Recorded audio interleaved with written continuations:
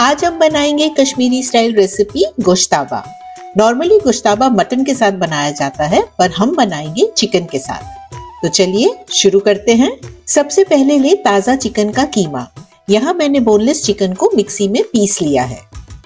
इसमें डालें नमक, जीरा पाउडर, हरी इलायची पाउडर, मोटी इलायची का पाउडर, अदरक लहसुन का पेस्ट और घी। सब कुछ अच्छी तरह से मिक्स करें और फिर इस मिक्सचर को 20 से 25 मिनट के लिए फ्रिज में रख दें ताकि कीमा थोड़ा सा सेट हो जाए। अब हाथों पर थोड़ा सा तेल या घी लगाकर इस मिक्सचर के बड़े बड़े बॉल्स बनाएं और एक प्लेट में रखते जाएं और इन्हें दोबारा फ्रिज में रख दें ताकि कुकिंग के वक्त इनकी शेप जो है वो बनी रहे। अब बनाते हैं बरिस्ता यानी क्रिस्पी भुनी हुई प्याज। इसके लिए तेल को गरम करें और पतले कटे हुए प्याज को गोल्डन ब्राउन होने तक भून लें और फिर थोड़ा ठंडा होने दें।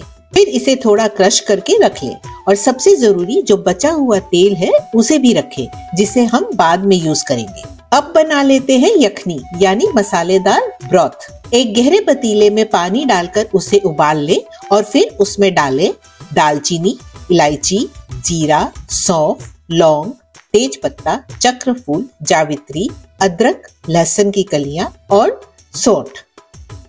इसे 10 मिनट तक उबलने दें ताकि हर मसाले का फ्लेवर पानी में आ जाए। फिर इसे छान कर साइड में रख लें। अब तैयार कर लेते हैं ग्रेवी। एक कढ़ाई में दही को अच्छी तरह से फेंट लें। फिर उसमें एक अंडा डालें और उसे भी अच्छे से मिक्स करें। ये इसलिए जरूरी है ताकि दही कुक करते समय फटे नहीं। फिर इसमें डालें नमक, हरी मिर्च और कुटी हुई काली मिर्च और इसे भी मिक्स कर लें। अब कढ़ाई को गैस पर रख दें और मीडियम फ्लेम पर लगातार चम्मच हिलाते हुए एक उबाल आने दें। फिर डालें घी और 2-3 मिनट तक और पका लें।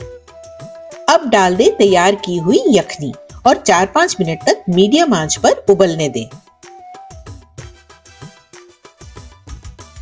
अब फ्रिज में रखे हुए चिकन बॉल्स को एक एक करके ग्रेवी में डाल दें और साथ ही डाल दें सूखे पुदीने का पाउडर और फिर हल्के हाथों से इन्हें हिलाते हुए 10 से 15 मिनट तक पकने दें।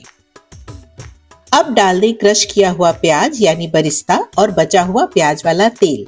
इन्हें मिक्स करें और 8 से 10 मिनट तक मीडियम फ्लेम पर और पकाएं जब तक ग्रेवी थोड़ी गाढ़ी ना हो जाए। बस इतना ध्यान रखिए कि ठंडा होने पर ग्रेवी और भी ज्यादा गाढ़ी हो जाती है। गैस को बंद करें और लीजिए तैयार है चिकन गोश्ताबा। इसे गर्मा गर्म सर्व करें चावल, नान या सॉफ्ट रोटी के साथ और इंजॉय करें। मिलते हैं अगली रेसिपी में एक नए स्वाद के साथ और मेरे चैनल को सब्सक्राइब करना न भूलें।